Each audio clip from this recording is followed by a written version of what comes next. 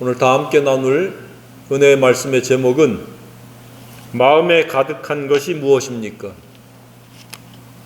마음에 가득한 것이 무엇입니까? 라는 제목으로 다 함께 은혜 받기를 원합니다. 이 제목을 조금 더 다르게 표현을 하면 이렇게 표현할 수도 있습니다. 삶을 이끌어가는 생각체계는 어떤 것입니까? 우리는 아무 생각 없이 말하고 행동하지 않습니다. 마음속, 내면 세계 속에서 우리를 주관하고 있는 그 생각체계가 있습니다. 그 생각체계는 우리의 삶의 질과 직결이 됩니다. 그래서 누군가는 평안하고 즐겁고 기쁘게 사는 행복자로 살아가는가 하면 어떤 사람은 지지리도 마음속이 불편하고 무겁고 힘들고 고달프고 괴롭고 어렵게, 즉 곤고한 채로 살아가는데 익숙되어 있는 것처럼 늘 곤고를 껴안고 살아가는 이들이 있습니다. 밖으로는 뭔가 순탄하게 이루어져야 되는데 잠시 멈칫할 수는 있어도 전체적으로 볼 때는 순탄하고 순적하게 무엇이 이루어져야 되는데 사사건건 무언가가 발목을 잡고 무언가가 문제가 생기고 가로막은 장벽이 있는 것처럼 살아가는 이들도 많이 있습니다.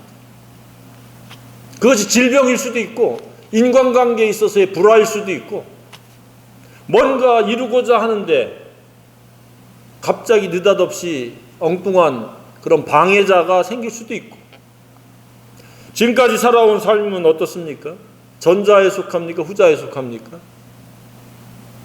나는 전체적으로 평안했었고 즐겁고 기쁨이 넘치는 쪽에 가까웠다. 아니면 나는 곤고와 쓰라린 고통, 안으로는 곤고요 밖으로는 쓰라린 고통이 무시로 찾아오는, 계속해서 이렇게 되풀이되는 그런 삶을 살고 있다. 스스로 한번 질문하고 확정하길 바랍니다. 두 부류의 삶은 항상 어느 시대고 크게 흘러가는 두 부류의 그 삶의 행태입니다. 그러니까 이 소수는 즐겁고 기쁘고 행복하게 살고 다수는 곤고와 쓰라린 고통 속에서 살아갑니다. 그래서 사람들끼리 주고받는 인사가 안녕하십니까? 라고 묻는 거 아닙니까? 안녕하냐? 즉 탈없이 무사하냐? 너를 괴롭히는 것, 무겁게 하는 것, 힘들게 하는 것, 어렵게 하는 것, 고통 가운데로 이끌어가는 그 무엇이 없느냐? 라고 함축해서 묻는 게 안녕하십니까? 라고 묻는 겁니다. 왜? 안녕하지 못할 때가 너무 많으니까. 그 밤새 자고 일어나는데도 밤새 잠을 잘못 자는 경우도 안녕하지 못한 것 아닙니까? 이 생각, 저 생각, 이 고민, 저 고민, 이 걱정, 저 걱정, 이런 염려, 저런 염려, 이런 두려움, 저런 두려움 가지고 밤새 고민하니까 뜬 눈으로 지새우는 사람들도 현대인들이 한둘이 아닙니다. 약물에 의존하면서도 해결이 되지 않습니다. 그래서 안녕하십니까에 잘 지내고 있습니다 라고 대답할 수 있는 사람이 그렇게 많지 않다고 생각이 되어집니다. 우환이나 사건 사고 없이 무탈하게 살아갈 수 있는 것은 사람의 노력과 방법에 의해서 되지 않기 때문에 그렇습니다. 내가 열심히 노력하고 궁리하고 내가 이런저런 생각을 동원해가지고 내가 안녕의 영역에서 살고자 한다고 해도 안녕하게 살 수가 없습니다. 안녕의 영역은 전적인 하나님의 주권과 섭리 속에서만이 가능하다는 사실입니다. 근데 사람들은 애써 이것을 부인하죠. 그래서 끊임없이 안녕의 삶, 사건 사고 없이 무탈한 가운데 살려고 발버둥을 칩니다. 그래서 그것이 조금 해결이 되어지면 그 다음에 꿈꾸는 게 오감 만족을 위해서 살아가는 겁니다. 시각, 청각, 후각, 미각, 촉각을 만족시키는 그런 육체의 즐거움에 연연하는 거예요. 그리고 그것이 해결이 되어지면 사람들 앞에 부각되어지고 사람들 앞에 인정받고 사람들에게 그 인기 있는 그러한 삶을 영위하려고 5만 가지를 또 동원해서 살아갑니다. 분수 생활을 뛰어넘는 삶도 그게 아닙니까? 나를 어떠한 모양으로라도 부각시키고 드러내고 사람들로부터 관심을 끌고 싶어서 자기 형편을 뛰어넘는 수많은 그 물질을 투자해가면서 성형도 하고 경우에 따라서는 값비싼 물건도 사고 그럴 능력이 되면 뭐 그거야 자신의 그 선택이고 책임이겠지만 그러지 못한 사람들 경우에는 그래서 가끔 가다가 신용불량자가 돼서 그렇지 않아도 무겁고 힘든 삶을 더 무겁게 스스로 만드는 경우들도 비일비재합니다. 안녕하지 못한 삶을 살아가는 것. 안녕의 성경적 표현은 평안입니다. 평안은 내면 세계에 근심 걱정과 두려움이 없는 상태입니다. 이것은 앞서 말씀드렸듯이 결코 사람이 생산해내거나 사람이 만들어낼 수 있는 그러한 영역의 것이 아닙니다. 평안은 절대적으로 예수님이 가지고 계신 것이고 예수님만이 줄 수 있는 특별한 선물이 은혜라는 사실을 깨닫기를 바랍니다. 그 말씀이 어디 나오냐면 요한복음 11장 47절에 나와요. 요한복음 14장 27절. 내가 너에게 평안을 끼치노니 나의 평안을 너에게 주노라. 내가 주는 것은 세상이 주는 것과 같지 아니하니 너희는 마음에 근심도 말고 두려워하지 말라. 그러니까 근심과 두려움이 없는 평안, 그 평안을 원하신다면 예수 없이는 불가능하다는 사실입니다. 이 세상에서 어떠한 방법을 동원하고 어떠한 고행을 하고 어떠한 노력을 해도 결코 평안은 주어지지 않습니다. 평안한 척은 할 수 있을 수 있습니다. 그러나 예수님을 제대로 만나고 알게 되고 믿게 되면 예수님이 주시는 첫 번째 선물이 평안입니다. 미래에 대한 두려움을 싹 제거해 주시고 미래에 대한 심판에 대한 두려움을 싹 제거해 주시고 죄책감과 양심의 가책을 싹 제거해 주시기 때문에 두려워할 이유가 없는 거예요. 두려움은 왜 생기느냐? 죄 때문에 생기는 거예요. 생각으로 짓는 죄, 눈으로 짓는 죄, 입으로 짓는 죄 때문에 사람은 항상 두려움 가운데 살아가는 거예요. 노심초사하는 거예요. 그런데 예수님을 만나면 누구든지 단번에 영원히 죄책감으로부터 심판으로부터 두려움으로부터 근심으로부터 자유케 해주시고 그 마음속에 평안을 끼치는 분이신 줄 믿으시기 바랍니다. 그래서 우리는 평안해야 돼요. 근데 오늘 이 말씀은 어떤 말씀이냐? 매우 높은 단계의 말씀입니다. 이 말씀은 27절부터 38절까지의 말씀을 다시 한번 결론 짓기 위해서 예수님이 비유로 말씀하신 말씀입니다. 그런데 앞서서 말씀하신 것이 뭐냐 그랬더니 원수를 사랑하라는 이야기예요. 미워하는 자를 존중해 주라 얘기예요. 저주하는 자를 위해서 축복하고 모욕하는 자를 위해서 기도하고 뺨을 치는 자에게 입뺨도 돌려대고 겉옷을 빼앗는 자에게 속옷도 거절하지 말라. 네게 구하는 자에게 주며 네 것을 가져가는 자에게 다시 달라 하지 말라. 남에게 대접받고자 하는 대로 남을 대접하라. 서로 대접받으려고 하지 대접하려고 하지 않는 이런 시대에 대접하라는 거예요. 대접을 다시 내가 돌려받지 않을지라도 대접하라 그 얘기입니다. 너희를 사랑하는 자만 사랑하면 칭찬받을 것이 무엇이냐? 죄인들도 사랑하는 자는 사랑한다. 이렇게 얘기하면서 자비를 베풀라. 그리고 비판하지 말라. 용서하라. 그리고 주라. 섬기고 나누고 베풀고 대접하고 돌봐라. 그러면서 이제 비유로 말씀하십니다. 너희들은 탁월하고 고상한 삶을 살아내야 된다. 근데 그렇게 살아내려면 너희 마음속에 가득한 것이 무엇이냐 그겁니다. 생각 체계가 무엇이냐? 어떤 생각을 가지고 살아가느냐? 그러니까 이것을 조금 더 펼치면 어떠한 영성과 어떠한 지성과 어떠한 인성과 어떠한 감성을 가지고 살아가느냐 이겁니다. 조그마한 일에도 그냥 짜증과 분노를 폭발시키고 사소한 것에도 욕심에 그냥 눈이 멀어가지고 다른 사람을 배려하고 유익을 끼치는 일에는 아무 상관도 없이 살아가는 그러한 유형의 사람으로 살지 말라는 이야기입니다. 탁월한 영성은 탁월한 인성이 뒷받침됩니다. 따로 놀지 않습니다. 이 네 가지가. 영성이 탁월하면 반드시 고상한 지성의 사람이요, 인성의 사람이요, 감성의 사람입니다. 감성 따로, 지성 따로, 영성 따로 놀지 않습니다. 진리 안에서 여러분들이 가장 탁월하고 뛰어난 그런 영성이요, 지성이요, 감성이요, 인성의 사람이 되기를 주님의 이름으로 축복합니다. 삶의 질은 바로 우리 생각 체계에서부터 비롯됩니다. 도덕교육, 윤리교육, 교양교육으로 되지 않습니다. 오직 예수 그리스도 안에서 진리로 되어지는 것. 그래서 이 성경 66권을 우리에게 주신 것이고 예수님의 가르침이 바로 이 진리입니다. 그러니까 진리를 떠나서는 너희들이 탁월한 사람이 될 수 없다 그 이야기입니다. 결론적으로 이야기합니다. 좋은 사람이 될 수 없다 그 이야기입니다. 그리고 안녕한 삶을 살아갈 수 없다 그 이야기입니다. 여러분이 정말로 잘 살고 싶고 행복자가 되기를 원한다면 즉각 지금까지 살아오던 내 생각 체계의 방식을 거부하고 죽었다라고 여기고, 예수님이 십자가에 죽을 때 나도 그와 함께 죽었다고 예수님을 영접할 때 그 내 옛사람, 내 속에 있는 이 자아의 본성, 이것은 십자가에 못 박아버리고 오직 성령 안에서 진리를 내 마음속에 채워서 그 진리가 나를 이끌어갈 수 있는 그런 생각체계요 내면세계를 이루어야 된다는 사실입니다.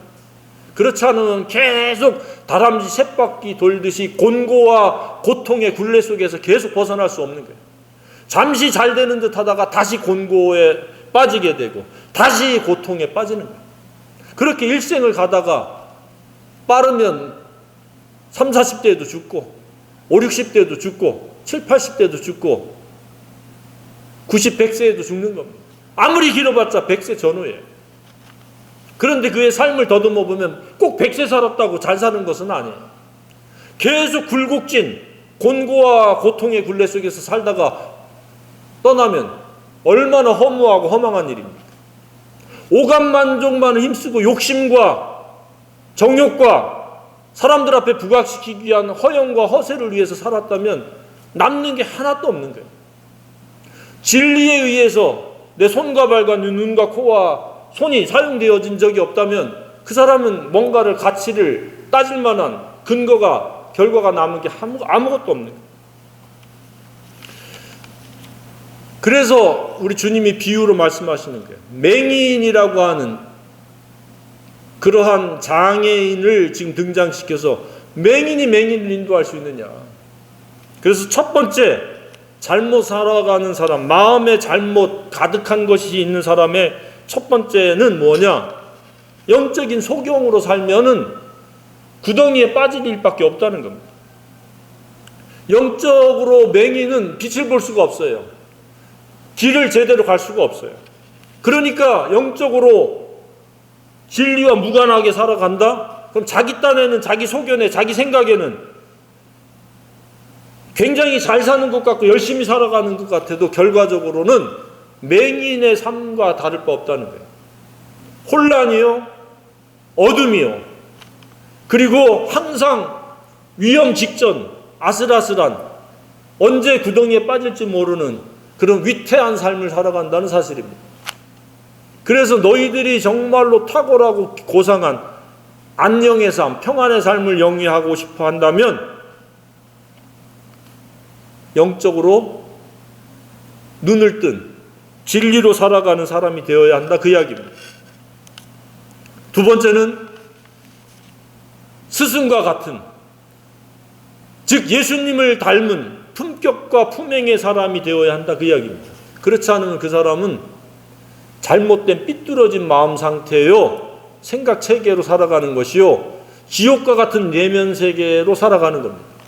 지옥이라고 하는 것은 공간적인 개념도 있지만 상태적인 개념을 우리가 이해해야 됩니다.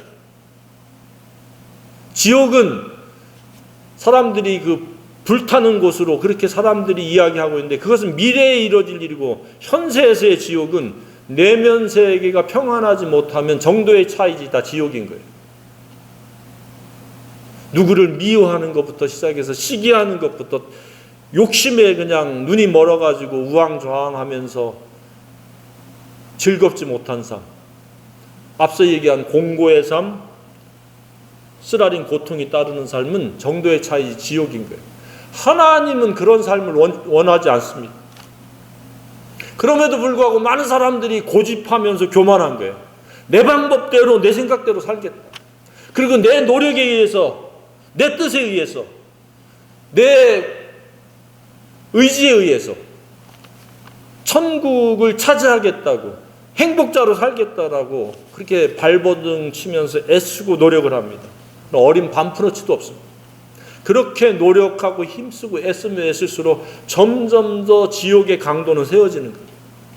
하나님께서 마련해 놓으신 천국이 있는데 어떻게 악한 존재인, 타락한 존재가 노력을 해서 천국을 차지하고 누릴 수 있다라고 생각을 할 수 있습니까?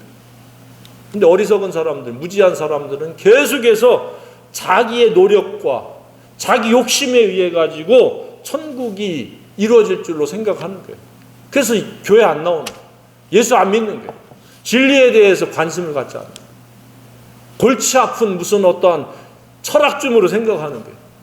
진리는 유일한 진리입니다. 반드시 필요하다는 의미도 포함된 겁니다.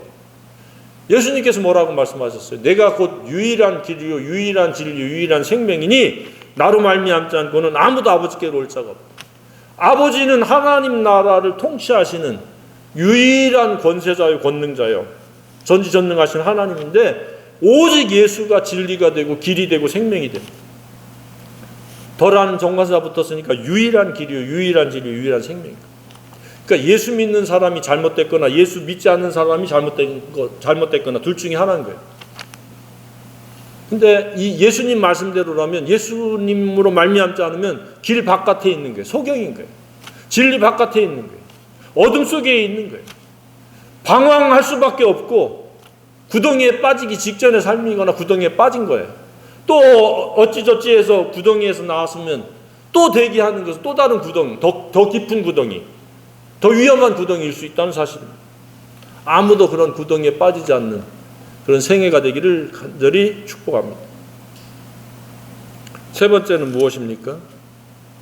탁월한 안녕의 삶을 살아갈 수 있는 진리적 삶, 마음속에 선이 가득한 진리가 가득한 삶의 행태는 화목을 꾀하고 화평을 이루어가는 삶입니다.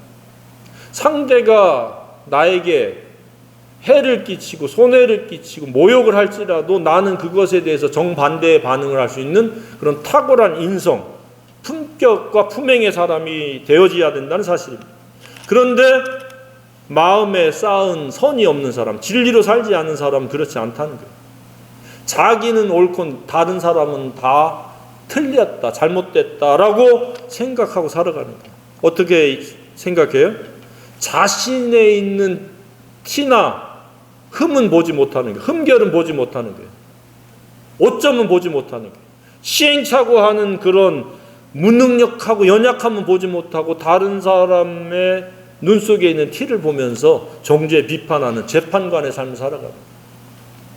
그래서 불화를 만드는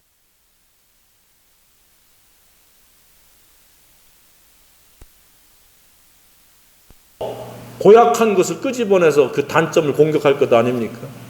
우리나라가 됐든 다른 나라가 됐든 사람들은 자기는 옳고 다른 사람은 그릇되었거나 잘못되었다라고 하는 이런 오만함과 교만이 엄청나게 많이 작용을 하는 거예요. 그래서 뒷담화가 뭐예요? 거의 자기는 완전한 사람이요 재판관이요 그 자리에 없는 아무개는 항상 모자라는 사람이고 문제적 삶이요 고약한 인성의 사람으로 전락시키는 거 아닙니까? 그 사람들이 이야기하기를 도마 위에 올려놓고 난도질 한다 이렇게 이야기를 하셨어요. 그럴 만한 자신이 자격이 됩니까? 다른 사람이 서로 잘못했다 할지라도 나도 혹시 그러한 과거가 있지 않나, 나에게도 그러한 연약함이 있지 않는지 살펴보는 계기로 삼아야 되는데 그냥 이때다 싶어서 마구 비판을 하고 정죄를 하고 공격을 하고. 그러나 진리가 있는 사람은 그렇지 않다 이야기입니다. 그러면서 우리 주님 뭐라고 말씀하십니까? 못된 열매 맺는 좋은 나무가 없다. 선을 쌓고 마음에 가득한 진리의 사람은 좋은 나무라는 이야기입니다. 그래서 그 입으로부터 나오는 것, 행실이 좋은 것밖에 없다는 거예요. 어떤 좋은 것이 나와요?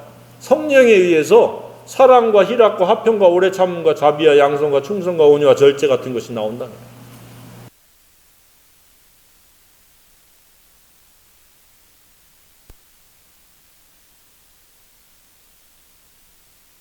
관계에 있어서 나에게 유익을 끼치는 사람에게 내가 똑같이 대해주는 그런 것이 아니라 나하고 정반대에 있는 사람, 나에게 모욕을 심지어 주는 사람, 그런 사람에 대해서 그렇게 내가 반응할 수 있느냐 라고 지금 예수님이 묻는 거예요. 사랑하는 사람을 사랑하는 것은 죄인들도 하고 모든 사람도 다 그렇게 할 수 있다 이야기입니다. 그런데 그렇지 아니한 사람, 그러니까 나와 정반대의 입장에 있는 사람, 인성이 도무지 바닥인 사람,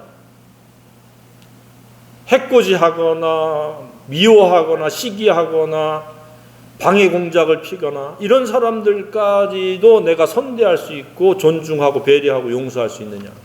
그게 좋은 나무라는 거예요. 좋은 품격의 사람이라는 거예요. 그런 사람이 되라고 지금 말씀하는 거예요. 그럼 어떻게 되느냐? 마음에 쌓은 선, 진리가 차곡차곡 쌓여지고 그 쌓여진 진리가 성령에 의해서 실천되어지고 실행되어지는 사람이 되어야 한다는 이야기입니다. 그래서 내 마음속을 점검할 때에 내가 진리에 의해서 내 눈과 손과 발이 사용되어지고 내 입이 사용되어지는가, 내 생각체계는 선하다라고 하는 수식을 붙일 수 있는가 점검을 해보라는 이야기입니다.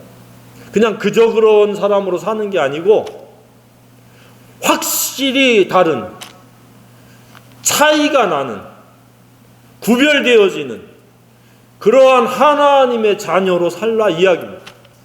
예수님의 생애가 재현되어지듯이 살라 그 이야기입니다. 그러면 내가 손해보는 것 같지만 손해보는 게 아니라는 거예요. 안녕의 삶, 평안의 삶, 희락의 삶이 주어진다는 얘기예요. 그래서 천국은 무엇이라고 말씀하고 있어요? 성령 안에서 성령으로 말미암는 의와 평강과 희락이에요. 의란 진리에 의한 실천이에요. 그것으로 말미암아 평안이 있고 즐거움이 있고 기쁨이 있다는 얘기예요. 잘 살고 싶은 거는 경제적인 풍요나 편리성이 증대된 것이 아니에요.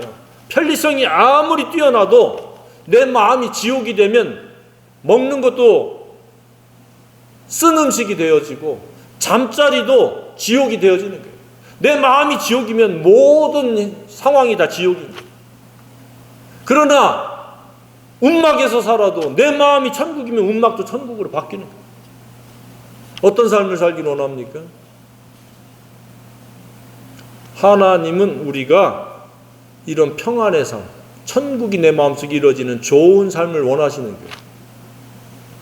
성령에 의해서 진리로 말미암아 아름다운 열매가 맺혀지는, 찔레와 같은, 엉겅퀴와 같은 그런 삶이 아닌, 우리는 무화과가 무화과를 맺고 포도가 포도를 맺고 감나무가 감을 맺듯이 우리는 진리의 열매가 맺혀지는, 진리가 실행되어지는 그런 생애이기를 간절히 소망합니다. 오늘 이 말씀을 통해서 그런 생애를 꿈꾸고 그런 생애가 이루어질 수 있도록 기도하는 저와 여러분이 되기를 간절히 원합니다.